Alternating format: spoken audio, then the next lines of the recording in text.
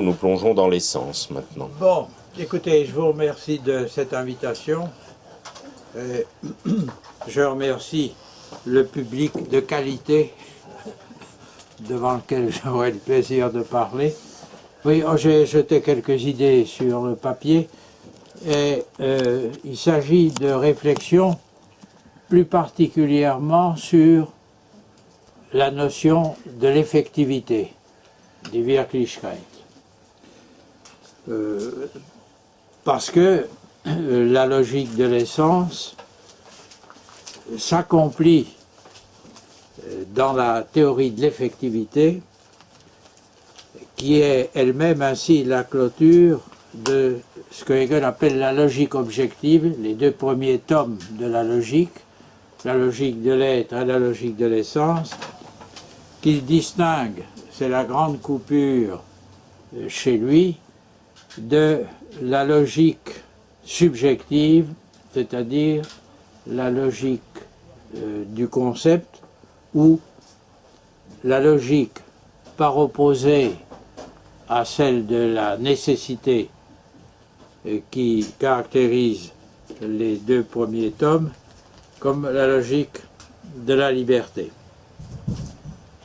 C'est d'ailleurs par cette notion que vous n'en serez pas surpris, je terminerai ces quelques réflexions.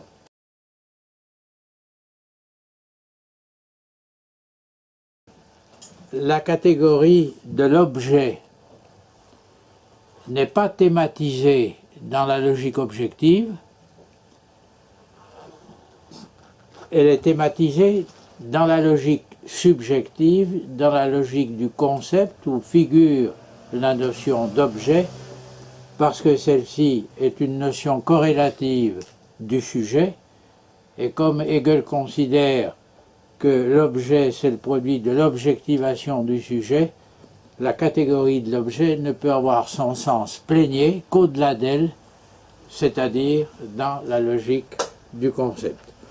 À son propre niveau, la logique de l'objet ou la logique objective se désigne plus spécifiquement par ce en quoi elle se clôture et s'accomplit, à savoir par la logique de l'effectivité, de l'existence effective. Alors, est donc définie dans cette logique de l'effectivité, en son sens spécifique, toute effectivité, qui peut se dire de notions et de catégories qui la dépassent. Il y a une effectivité de l'histoire, il y a une effectivité de la politique, alors que ces catégories se situent au-delà dans la logique de la catégorie de l'effectivité. Il y a donc une effectivité même de détermination de l'être qui concrétise des catégories logiques, ontologiques, excédant celle de l'être essentiel où se situe l'effectivité. Par exemple, je disais à l'instant, donc, des déterminations qui ne se concrétisent pas dans la nature, mais dans l'histoire, c'est-à-dire dans l'esprit.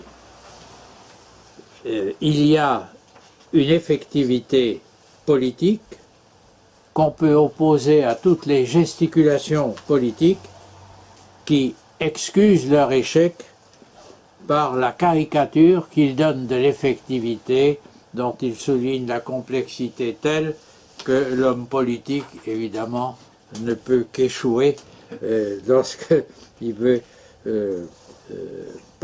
contribuer au développement de son objet.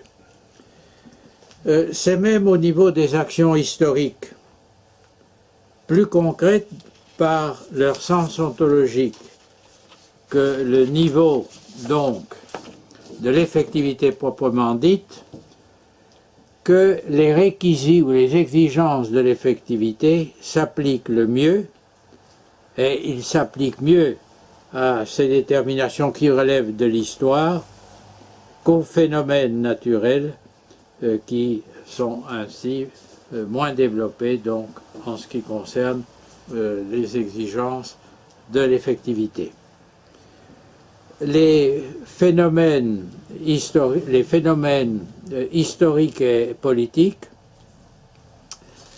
réalisent donc davantage que les phénomènes naturels ce qui est impliqué dans la notion de l'effectivité. L'effectivité se présente dans sa dénomination même comme étant en effet en connivence beaucoup plus qu'avec les événements naturels, les réalités naturelles. Elle est en connivence beaucoup plus avec les activités réelles, les activités humaines, puisque le mot Wirklichkeit exprime le Wirken, c'est-à-dire l'agir avec efficience, et que pour Hegel, la culmination de l'effectivité, c'est précisément ce en quoi elle réalise toute sa destination, à savoir la liberté qui s'anticipe dans l'effectivité et qui est dite elle-même telle qu'elle porte l'effectivité et à travers elle toute l'essence, tout l'être objectif.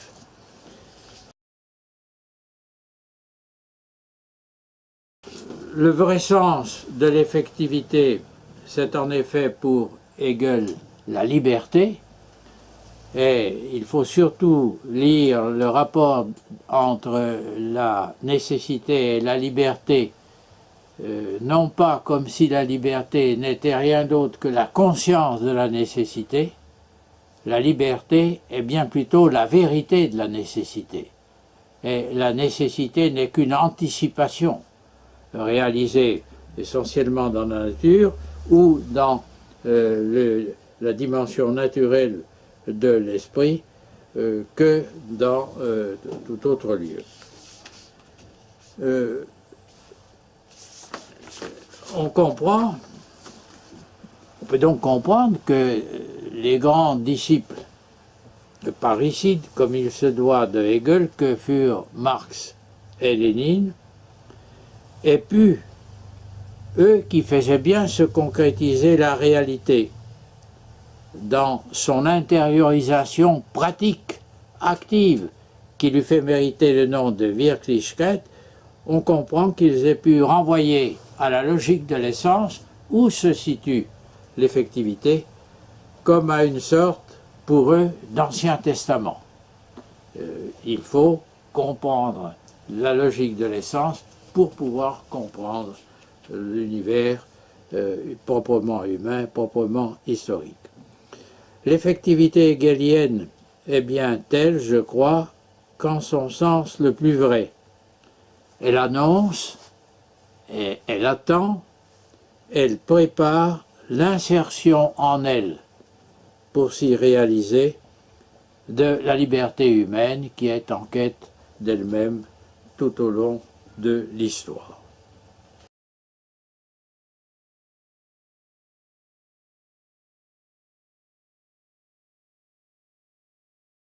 Je voudrais souligner maintenant que l'effectivité, donc, n'est pas la simple existence ou la réalité, en son sens le plus élémentaire, le plus plat.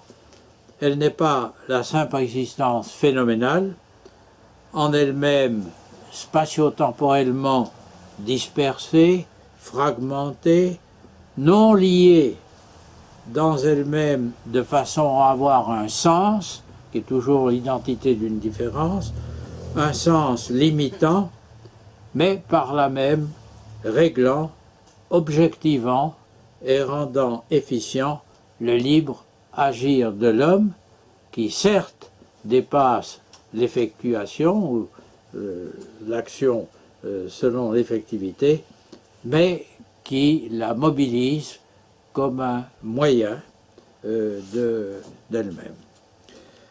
L'effectivité est une existence déjà liée en elle-même, c'est une extériorité qui n'est pas complètement aplati, mais qui s'est donné un dedans, qui s'est intériorisé, qui s'est souvenu. Se souvenir en allemand, c'est sich erinnern, c'est-à-dire s'intérioriser, qui s'est souvenu d'elle-même, car elle s'anticipe comme effective, dans elle-même, comme possible, et ce rapport de la possibilité et de l'effectivité, constitutif de l'effectivité au sens large, peut même devenir un rapport d'identité, l'identité du possible et du nécessaire, et de l'effectif étant le nécessaire.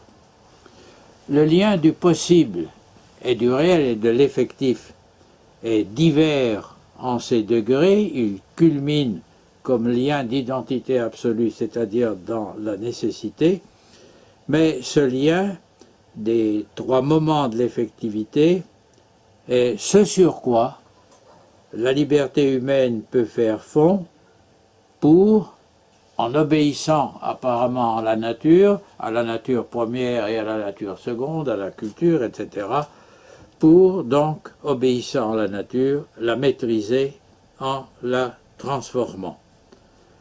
La possibilité de l'effectivité, qui est pensable comme possibilité par l'homme avant la survenue de l'effectivité, permet à l'homme de s'adapter par avance à l'effectivité, il lui permet de la prévenir. Mais encore faut-il que la maîtrise humaine du réel à travers le possible, il faut que cette maîtrise humaine du réel soit elle-même réelle et que le rapport de la possibilité et de la réalité soit saisi selon sa vérité en tous ses degrés, en toutes ses variations, jusqu'à la nécessité. Et c'est pourquoi je voudrais m'attarder un peu sur un bon usage de la possibilité qui permet, puisqu'elle anticipe l'effectivité, bon, une action, si vous voulez, clairvoyante, une action de maîtrise de la réalité, mais le discours sur la possibilité ou l'attention à la possibilité peut également avoir une signification négative et faire manquer complètement la réalité elle-même, détournée du sens réel de cette réalité.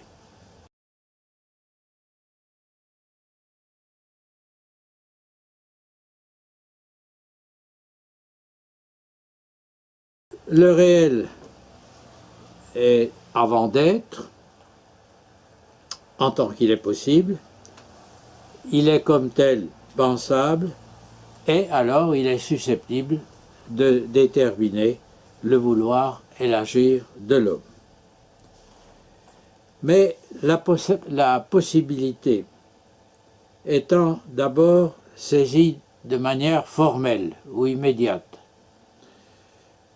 simplement dans sa notion, et non pas dans son application à un contenu. La possibilité étant d'abord formellement saisie, s'identifie à la non-contradiction, elle s'identifie à l'identité à soi, et alors le discours sur la possibilité est un discours que l'homme peut tenir sur n'importe quoi. Il peut se fixer comme possible n'importe quel but, à condition d'abstraire suffisamment dans le contenu de ce but ce qu'il y a en lui d'identique, en se défaisant de toutes les différences ou déterminations qui peuvent gêner l'identité à soi d'un contenu. Les discours sur la possibilité sont donc extrêmement faciles.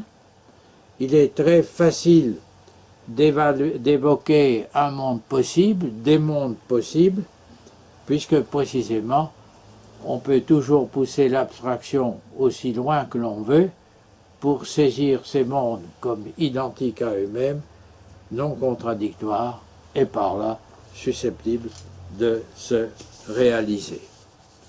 Hegel dénonce beaucoup ce qu'il appelle les politiciens d'estaminet. Il rejette les discours sur les simples possibles, qui sont des alibis de la paresse dans les domaines en particulier de la philosophie et de l'histoire.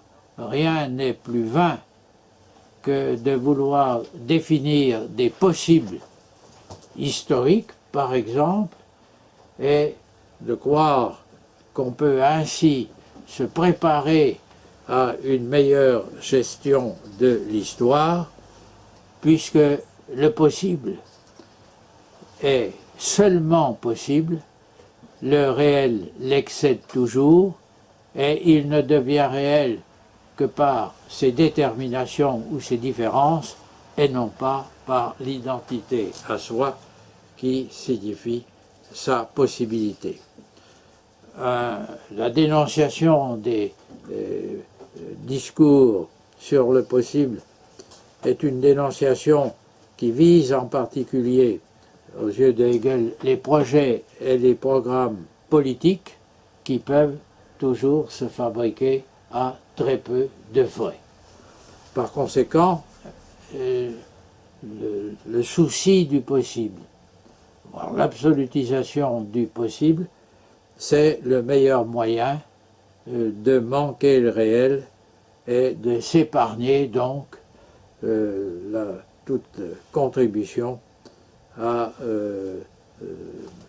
développer lui-même et à l'orienter d'une manière ou d'une autre.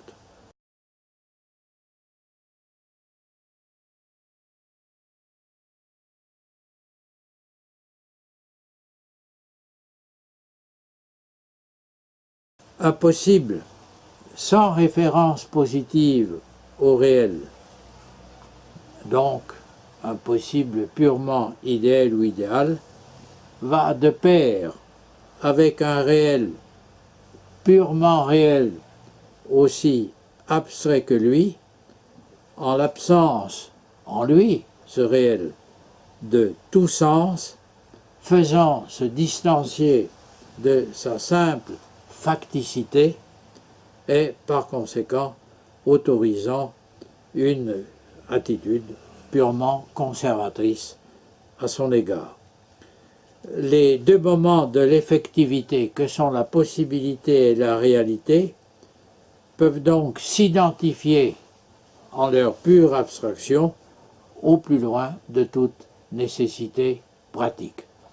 Et c'est pourquoi Hegel s'efforce de s'élever à un niveau, si vous voulez, plus concret, où possibilité et réalité, tout en entrant en relation, entrent en relation entre eux comme entre des termes différenciés, le possible et le réel étant distingués, dans une unité qui a alors un contenu, qui a alors un sens et qui est une véritable nécessité.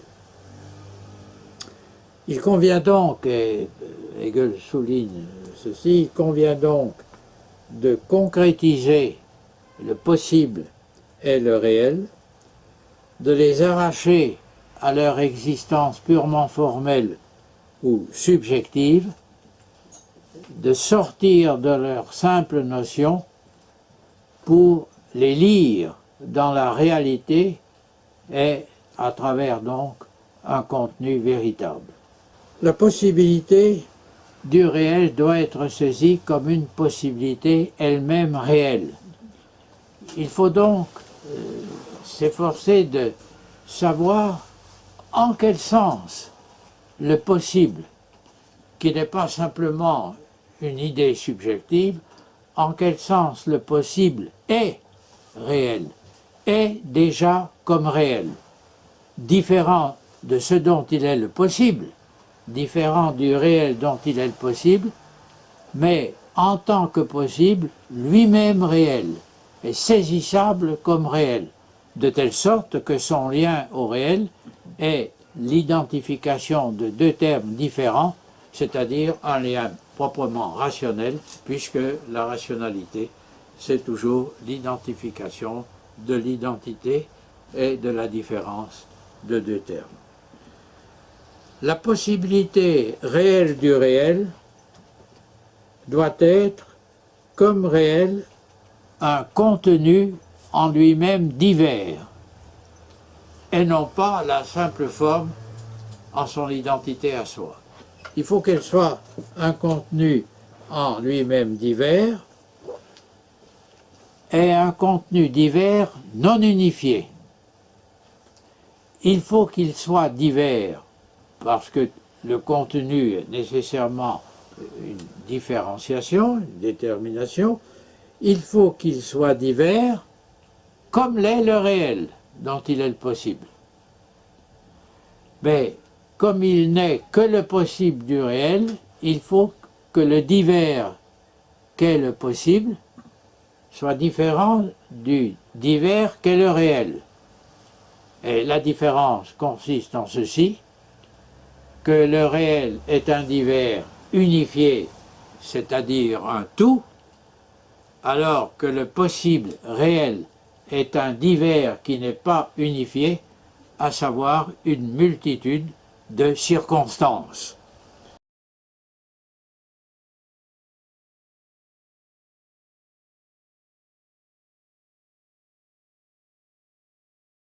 Le possible d'une situation réelle est cette situation, mais à l'état éclaté.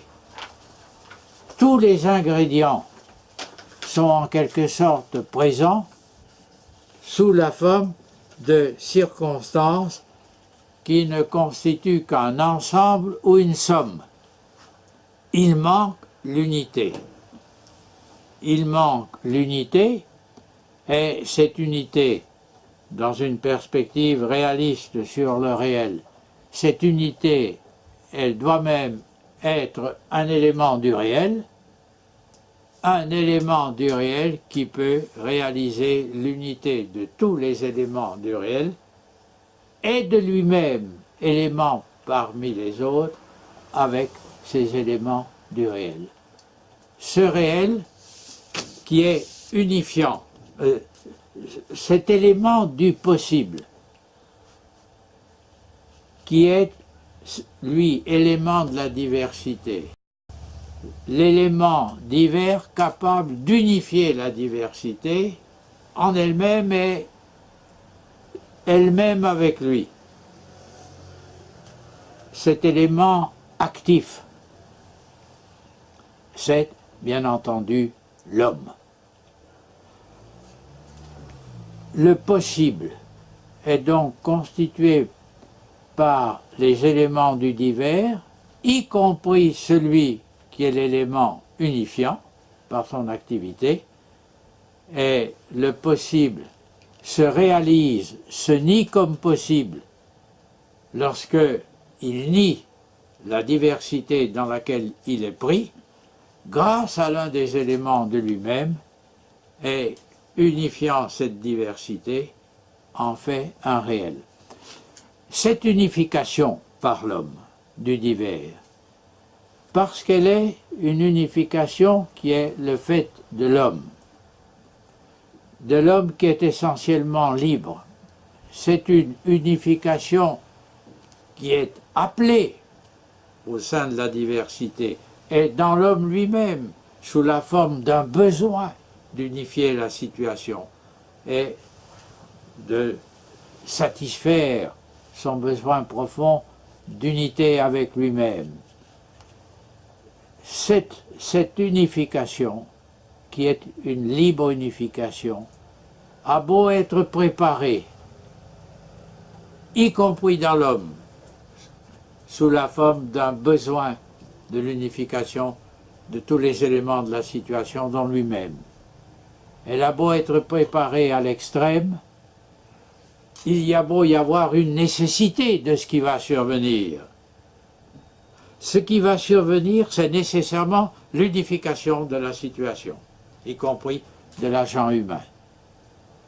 Mais cette nécessité, elle est opérée par un acte qui, comme tel, est cause de soi, c'est-à-dire fondamentalement libre, et ça n'est jamais sûr.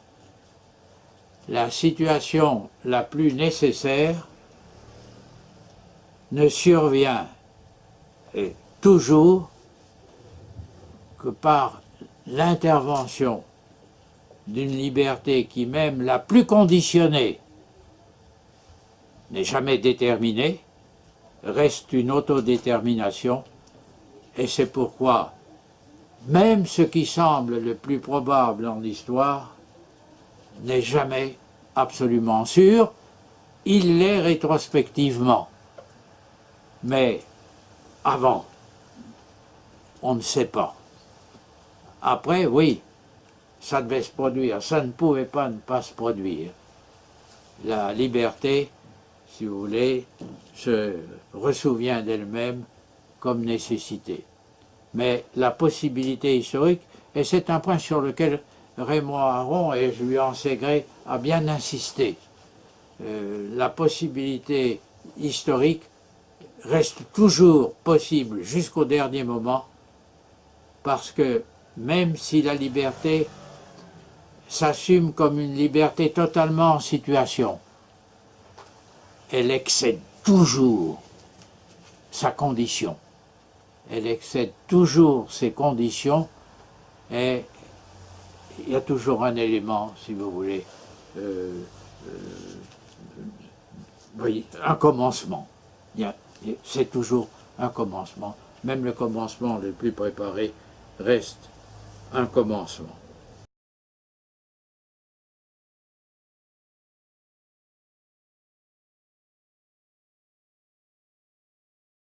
Il y a un ensemble de circonstances présentes au sein du réel présent. Le réel présent qui reste le réel parce qu'il reste un tout, mais qui est devenu formel. Il s'est en quelque sorte vidé d'un contenu effectif. Tout s'est désagrégé. L'unité reste formelle, mais elle continue de tenir debout jusqu'à ce que, comme dit Hegel, tout d'un coup, patatras, l'idole s'écroule. Voyez, tout a été préparé, mais l'événement reste un événement, à savoir qu'il y a toujours l'intervention de cette cause de soi qu'est la liberté. Ce qui va survenir, on le sait, c'est la négation de la situation existante. Elle consistera dans le fait que tous ces éléments nouveaux qui minent l'ancien système, tous ces éléments nouveaux, toutes ces conditions de la situation à venir vont constituer le matériau de cette situation. Les conditions, d'abord extérieures, vont s'intérioriser dans la situation nouvelle comme son matériau, mais ce matériau est unifié par un geste unifiant qui, aussi préparé soit-il, correspondant à un besoin, si vous voulez, extrêmement urgent et fort, ce geste unifiant comporte un élément irréductible. Et cet élément irréductible, c'est ce composant de la liberté réelle qu'est la liberté formelle.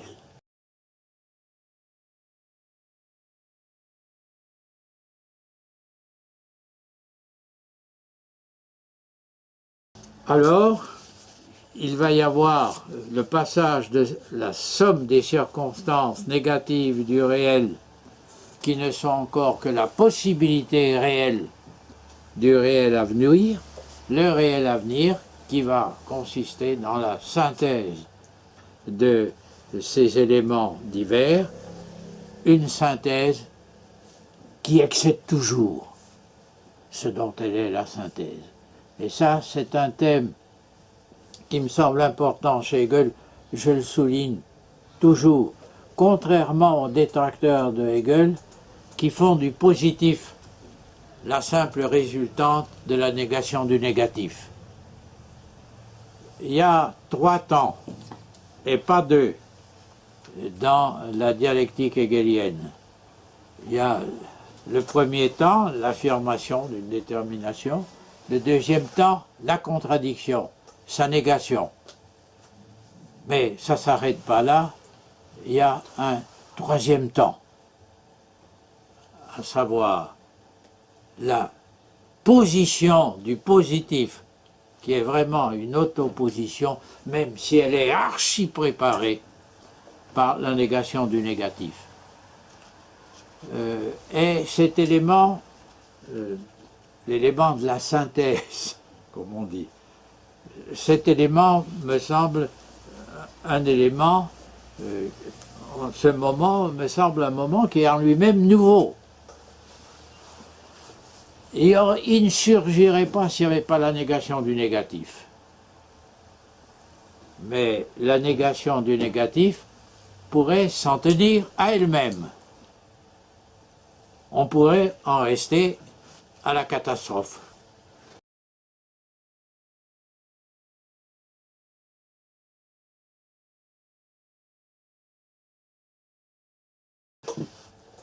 Encore faut-il qu'il y ait un surgissement.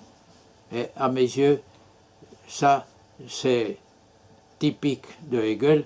Et dans la démarche hegelienne, on trouve ce qu'on trouve dans le processus hegelien. Dans la démarche subjective, dans la méthode de la philosophie, on trouve ce qui est dans le processus de l'objet, dans le processus réel. Chez Hegel,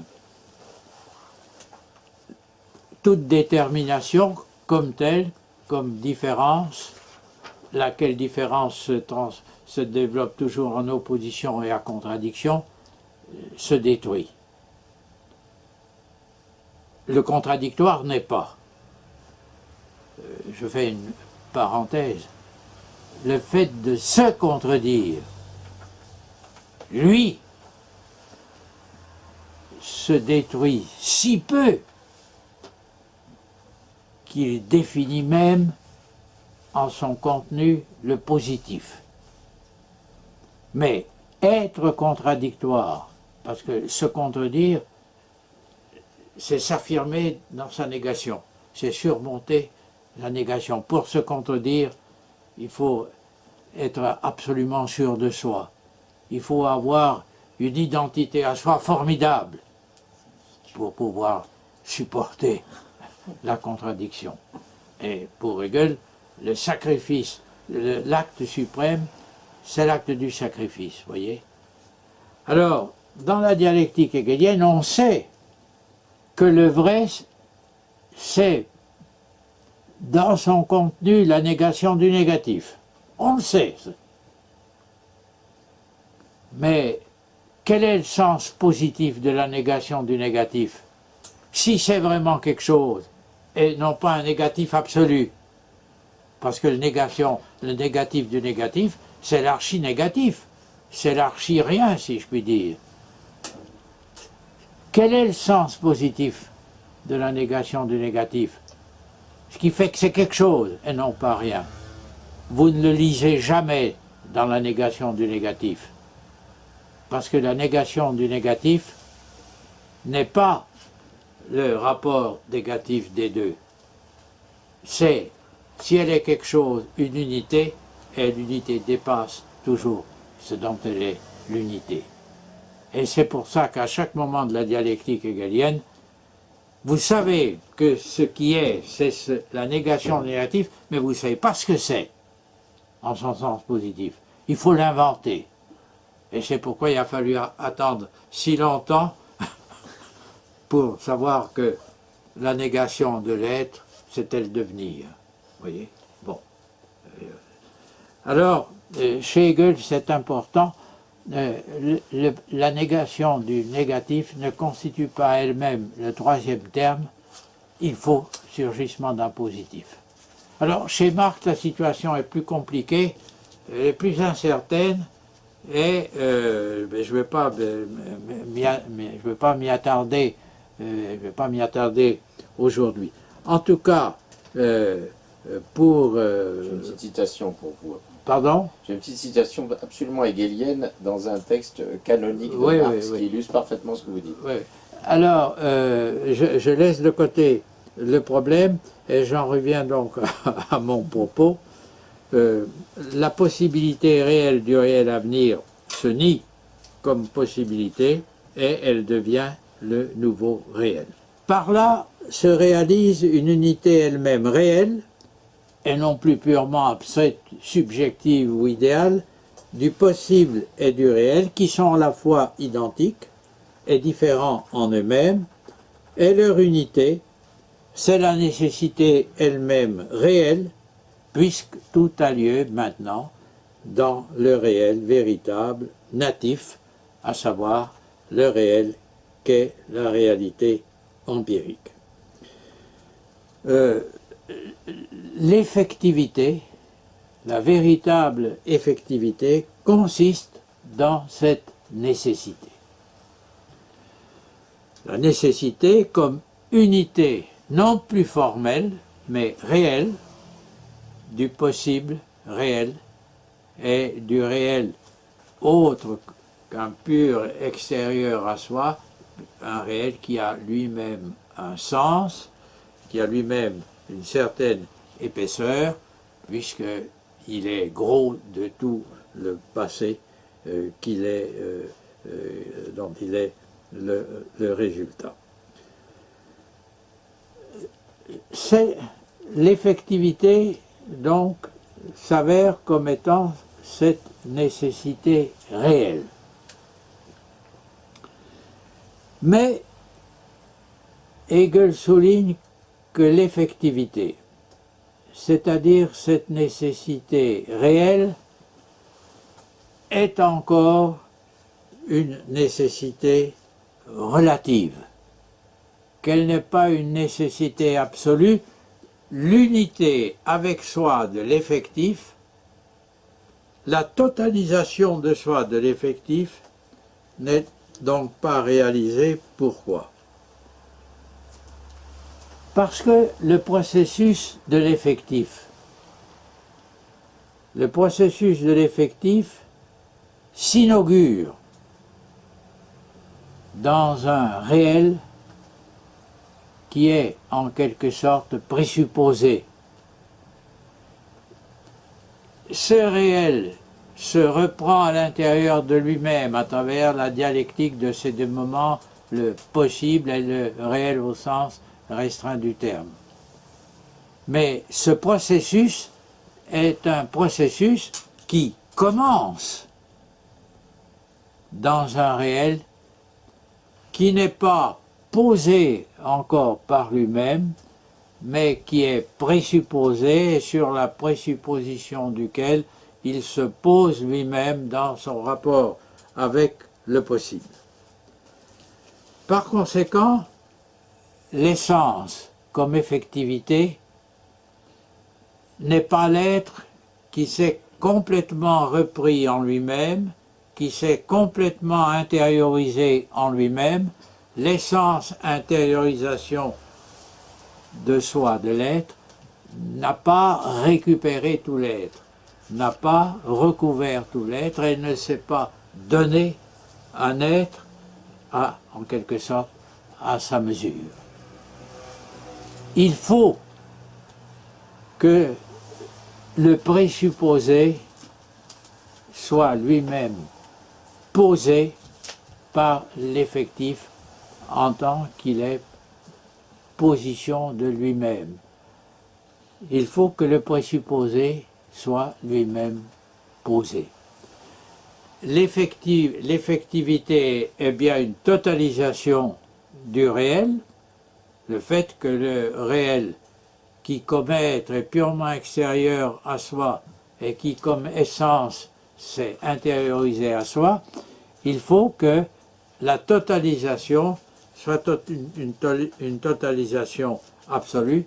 Or, elle n'est pas une totalisation absolue parce que, précisément, elle présuppose ce en quoi, ce sur quoi elle s'opère et se bâtit, c'est-à-dire elle se pose elle-même.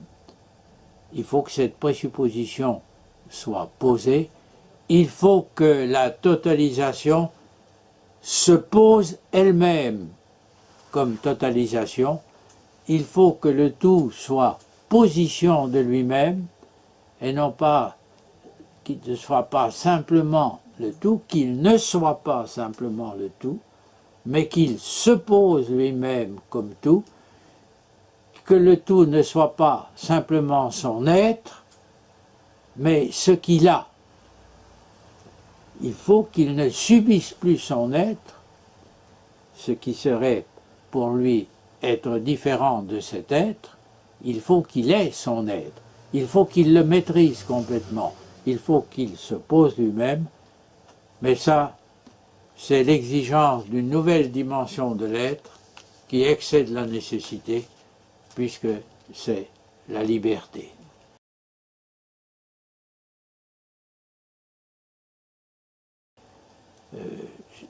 Si vous voulez, ce qui survient à chaque moment de la dialectique de l'être et de l'essence,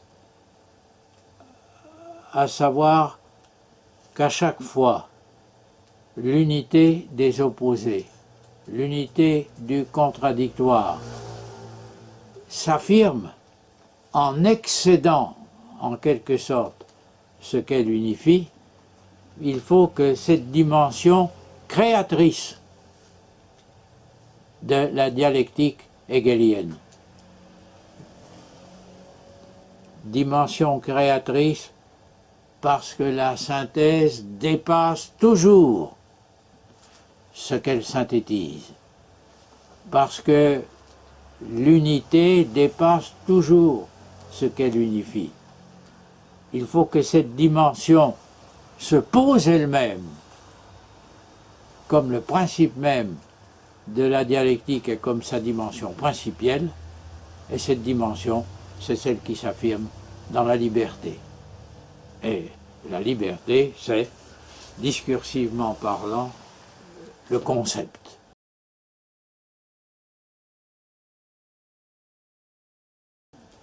Voilà pourquoi une existence effective, une vie effective, est une vie qui est effectivement totalisée. C'est une existence qui est effectivement totalisée, mais qui est le tout qu'elle est. Elle le subit au lieu de le poser, au lieu de le maîtriser, ce qui ferait que dans ce tout, elle serait vraiment chez elle et libre, parce que c'est elle-même qui se totaliserait ainsi. Et c'est ce qui s'exprime dans le troisième moment de la logique, à savoir le moment de la liberté. La dialectique hegelienne, en toute sa nécessité, elle est en même temps toujours créatrice. Vous voyez, le nouveau doit nécessairement être ce qu'il est, mais il survient à travers un acte qui lui fait excéder ce qu'il appelle pourtant absolument dans son contenu, en tant que cet acte est un acte qui n'est pas un acte de production, mais un acte de création.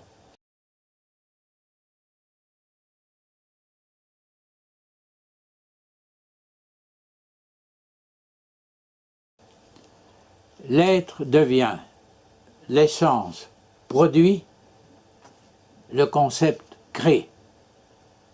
L'essence produit, si vous voulez, elle se prolonge dans ce qu'elle produit. Le concept crée, parce qu'il est la liberté, et la liberté, elle pose des libertés, la liberté crée.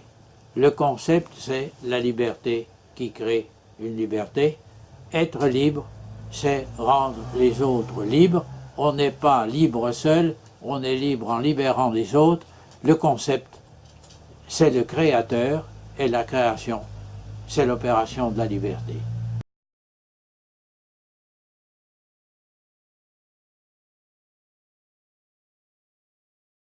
L'essence produit, et c'est pourquoi elle réalise une unité, mais l'essence, c'est finalement le même qui produit le même. La liberté, c'est l'autre qui crée l'autre. Et c'est pour ça qu'elle est un sujet. C'est ainsi que je lis la dialectique hegelienne, en tant qu'elle est en son fond une dialectique du concept, c'est-à-dire une dialectique qui fait porter la nécessité par la liberté.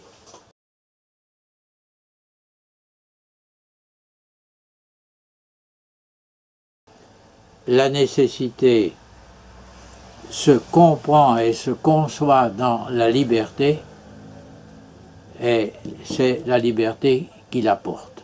Vous voyez, la nécessité est une abstraction de la liberté et non pas l'inverse. C'est pourquoi, s'il faut commencer par Spinoza, il ne faut pas finir par lui.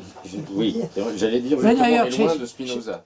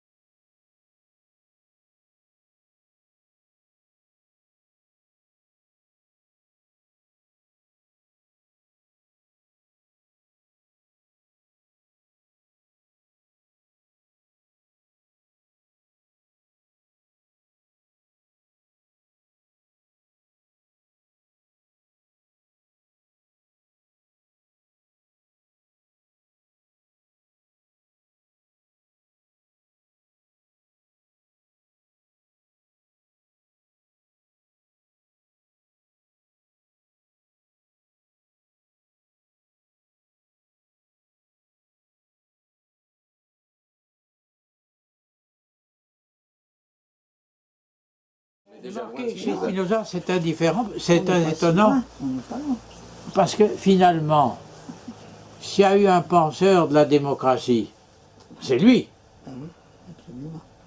C'est manifeste, lisez le traité politique, le meilleur régime, c'est la démocratie.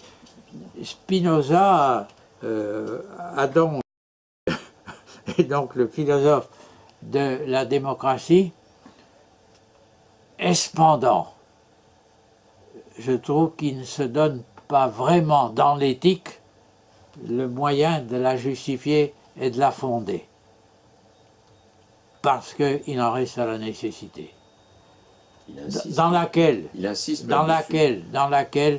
je pense que tellement il voulait libérer la liberté de l'arbitraire, qu'il a déjà inclus dans ce qu'il appelle la nécessité ce qui s'appelle la liberté. Mais la dénomination, c'est quand même important. Donc je pense que Spinoza est plus riche que lui-même, et que lorsque Hegel dit qu'il faut commencer par Spinoza, mais pas en rester à Spinoza, il n'enrichit pas Spinoza, et au contraire le durcit un peu en l'appauvrissant par rapport à ce qui se trouve, je crois, au fond, chez Spinoza. Sinon, il n'aurait pas été le théoricien de la démocratie comme il l'a été. Voyez. Mais là, je pêche contre un des grands principes que je suis en tant qu'historien de la philosophie, à savoir, il ne faut pas vouloir penser les grands penseurs autrement qu'ils l'ont fait en croyant qu'on les pense mieux qu'eux. Donc je vous demande d'oublier le péché que je viens de commettre en voulant sauver Spinoza de la vindicte hegelienne. Oui, de la critique hegelienne. Voilà. Voilà ce que je voulais. Seulement vindicte, non. Pardon? Non, c'est pas, il n'est pas seulement. Oui, il n'est pas vindicatif, Non, Hegel, non, quand non, même. non, là, Non, pas comme non, mais je plaisante. Oui. Non, non, dans l'histoire de la philosophie. Je plaisante. Mais j'insiste beaucoup sur cette idée. D'ailleurs, Hegel le dit, le concept crée.